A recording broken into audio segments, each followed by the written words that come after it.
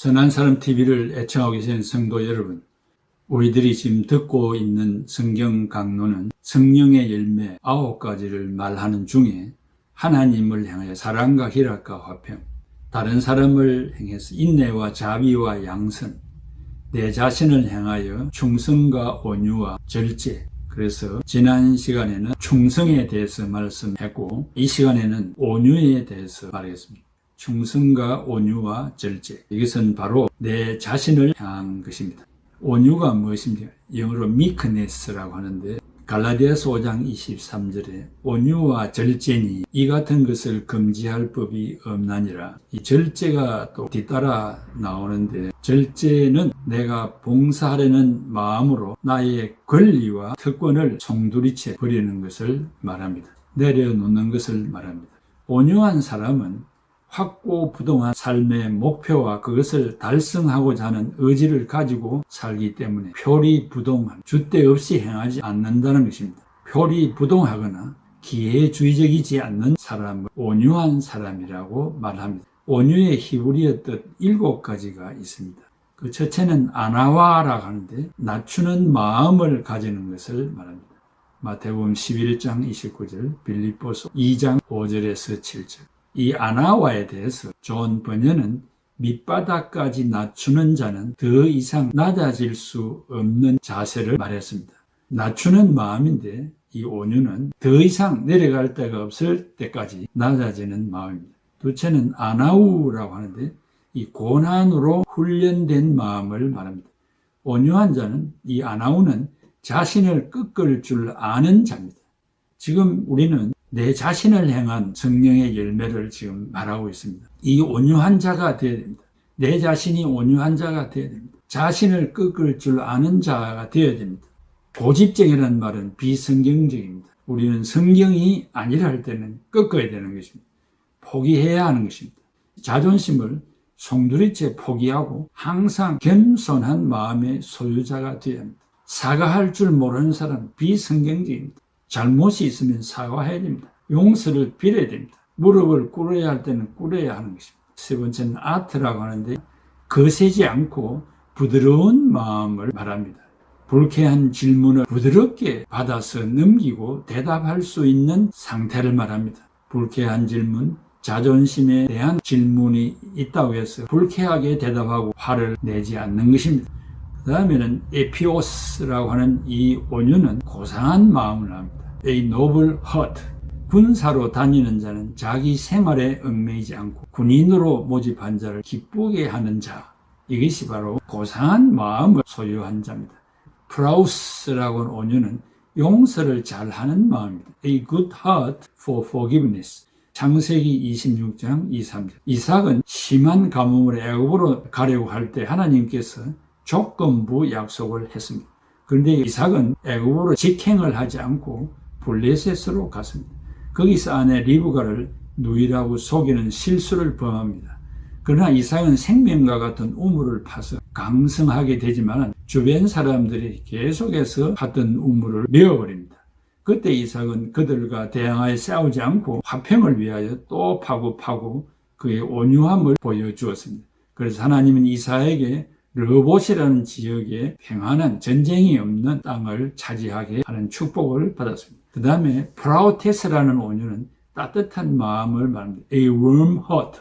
고린도전서 4장 21절. 온유한 자는 따뜻한 음성, 생각, 마음, 인상, 그런 웃음이 있습니다. 우리는 과함을 치는 사람이 되어서는 안 됩니다. 큰 소리 친다고 훌륭한 사람 아닙니다. 온유한 음성, 따뜻한 음성, 생각도 하나님이 기뻐하시는 생각, 이타심의 생각, 그런 마음을 가져야 되고, 항상 웃는 인상, 남을 즐겁게 하는 그런 인상, 웃음이 있는 삶이 따뜻한 마음의 소유자일 것입니다. 그 다음에 프라우파티아, 상대를 잘 이해하는 마음입니다. A good understanding of the other person. 디모데전서 6장 11절입니다. 이렇게 상대를 이해하지 못하는 사람이 많습니다. 그렇지 않은 성령 받은 사람은 상대를 잘 이해하는 사람입니다. 내촌 감삼은 온유에 대해서 3가지를 언급했는데, 그 첫째는 자기를 자랑하지 않고 숨기는 자. 둘째는 자기 욕심을 거두고 남에게 양보하는 자. 셋째는 비폭력자라고 했습니다. 성령의 열매 9가지는 성령을 받을 때 실천 가능한 열매입니다. 인간의 경험과 지식으로, 물질로 되는 것이 아닙니다. 요한 웨슬리는 하나님은 온유한 자에게 일상생활과 경건한 삶을 위하여 필요한 것들을 공급하신다고 했습니다. 온유한 자는 받은 것에 많고 적음에 매이지 않고 받은 것에 만족한다고 했습니다. 왜냐하면 자기가 소유한 것으로 하나님을 기쁘시게 하는 데 사용하고 있기 때문입니다. 온유한 자는 사람의 마음을 얻고 원수의 마음도 정복하고 매사에 승리자가 됩니다. 성경의 온유한 자는 하나님을 온유한 하나님으로 말했습니다. 시편 18편 35절, 이사야 40장 11절. F.G. 매찬트라는 신학자가 말하기를 어린 아이의 온유함에는 놀랄 사람이 없다. 그러나 강한 자의 온유함은 모두에게 감동을 준다고 말했습니다. 옳은 말입니다. 그 다음에 예수 그리스도 마태복음 11장 28절 29절, 마태복음 21장 예수 그리스도는 온유한 자라고 했습니다. 신자가 착용할 수 있는 가장 아름다운 장신구라고 했습니다. 예수 그리스도의 온유를 우리는 장신구처럼 착용하고 살아가야 할 사람들입니다. 아브라함은 창세기 13장 8, 9절에 어른으로서 선택권이 자기에게 있음에도 불구하고 조카 롯에게 양보한 것은 전적으로 온유의 극치라고 말할 수 있습니다. 양보할 수 없을 때 양보하는 마음, 그것은 성령으로 역사하는 성령의 열매일 것입니다. 그 다음 이삭도 창세기 26장에 우물의 주인으로서 정당하게 대항하고 다툴 수 있지만 인내로 대처하며 상대하지 않고 끝까지 온유를 나타내므로 르호봇이라는 안정된 땅을 유업으로 받았습니다. 온유하면 하나님이 그 대가를 우리에게 주시는 것입니다. 모세도 민수기 12장에 구스 여자를 아내로 맞는 일에 식구들의 비방이 있었지만 대항하지 아니했고, 그 결과 하나님은 미리암이 한센병에 걸려 죽게 되었을 때도 인간적으로 대하지 않고 하나님께 고쳐달라고 기도하는 온유함을 보였습니다. 또 기드온 사사기 8장에 기드온이 미디안과의 싸움에 승리하고 돌아와 백성들이 당신이 우리를 다스리는 왕이 되어달라고 했을 때 거절하고 여호와가 다스리기를 원한다고 온유함을 보였습니다. 그 다음에 다윗 사무엘하 16장에 다윗은 원수 사울왕을 죽일 수 있는 기회가 있었지만 하나님께서 기름 부은 자를 내가 어떻게 처리할 수 있느냐, 그 기회를 선용했던 것입니다. 그리고 아들 압살롬이 아버지를 저주하고 왕권을 찬탈하고자 하는 보고를 한 아비새가 청원하기를 어찌 개 같은 자가 내 주왕을 저주할 수 있겠습니까? 내가 건너가서 처리하고 오겠으니 허락하여 달라고 했습니다. 다윗은 너희와 무슨 상관이 있느냐? 여호와께서 허락하셔서 하는 일인데 네가 상관하지 말라고 했습니다. 내 몸에서 난 아들도 나를 해하려고 하는데 하물며 베냐민 백성들이랴. 여호와께서 나의 원통함을 갚아주시리라. 참으로 온유한 왕이었습니다. 스데반 사도행전 7장에 악당들이 돌로 스데반을 치니 기도하기를 그들을 용서해달라고 기도했습니다. 온유함이 거기에 달하지 아니했습니까? 어느 책을 보니까 황석공소서라는 병서에 유능제강이라는 말이 있습니다. 부드러운 것이 강한 것을 이기고 남자의 거친 성질을 여자의 부드러운 사랑으로 이기며 우는 아이를 달래는 방법은 무서운 호랑이가 아니라 달콤한 곶감이며 인간의 억센 감정을 다스리는 것은 부드러움이다 라고 하는 참 좋은 말이 있어 인용을 해드립니다.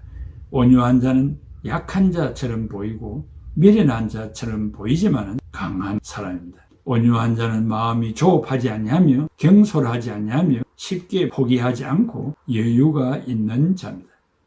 우리가 존경하는 켈빈은 4가지로 온유를 정리했습니다. 첫째는 부드러운 태도로 사는 것, 둘째는 오해에 쉽게 노하지 않는 것, 셋째 보복하지 않는 것, 넷째 자기를 향한 악의를 끝까지 참는 것이라고 했습니다. 유태인은 선민 사상과 전통을 자랑하고 로마인은 권력을 자랑하고 헬라인은 철학을 자랑하고 온유한 자는 하나님의 그늘 밑에 거함을 자랑합니다. 온유는 가혹행위, 독단적인 행위, 탐욕, 완력을 행사하지 않으며 권리보다 의무를 앞세우고 선전보다 경건을 앞세우는 자며 원수를 갚는 것보다 용서할 줄 아는 사람입니다. 온유한 사람은 타인의 존엄성을 존중하고 상대가 잘못된 의견이나 고집을 가지고 있을 때는 그 정보를 정확히 알도록 하기 위하여 지배하려고 하거나 압박하지 말고 상냥한 태도로 설득하려고 노력해야 한다고 했습니다. 온유한 자는 퉁명스럽다는 말을 듣지 않아야 하며 배려하고 존중하는 태도로 대답하려고 노력해야 한다고 했습니다. 어떤 일의 결과를 생각하지 않고 자기 생각만 내뱉는 온유하지 못한 태도를 지향해야 한다고 했습니다. 사랑하는 성도 여러분, 상대방의 말을 듣고 있는 동안 화가 치밀어 오르는 경우도 있습니다. 그럴 때도 화내지 말고 더 많이 들으면 처음과 나중이 다르다는 것을 스스로 알게 될 것입니다. 상대방을 존중하여 자신의 방법을 포기하면 자제력을 키우게 됩니다.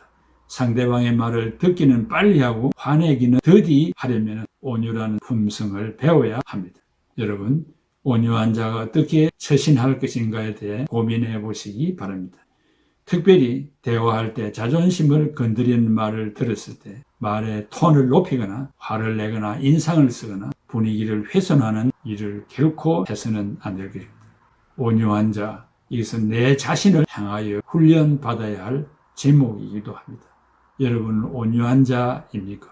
오늘 이 강론을 통해서 내 자신에게 몇 가지나 해당되는 말씀이 있습니까? 만약에 있다면 계속 지켜가시고 부족한 것이 있으면 깨닫고 실천하는 자들이 되시기를 바랍니다. 잠시 기도하고 성가곡 한 곡을 감상하겠습니다. 감사하신 아버지, 죄로 타락한 인간이기 때문에 듣는 말이 또 들려오는 말들이 내 앞에 일어나는 일들이 감정이 상하고 또 인격적인 모독이 된다고 생각할 땐 화를 내고 큰 소리를 치고 고소하고 고발하는 악성들이 있습니다. 용서하여 주시옵소서. 성령 받은 그 결과는 이기고 인내하고 용서하고 품고 사랑하고 설득하고 이해를 시키는 일인 줄로 생각합니다.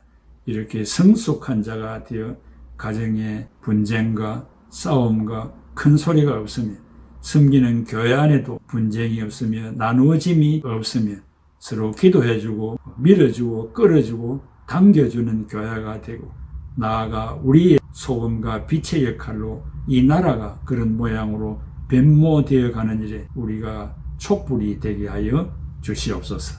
예수님의 이름으로 기도하옵나이다. 아멘. 심령이 가난한 자는 천국이 저희 것이요 애통하는 자는 복인데 위로를 받을 것이요 긍휼히 여기는 자는 긍휼히 여김받겠네.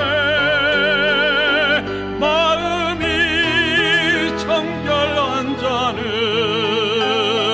하나님을 볼 것이요 화평케 하는 자는 하나님의 아들이라 일컫네. 그를 위하여 핍박받는 자 천국이 저희 것이라.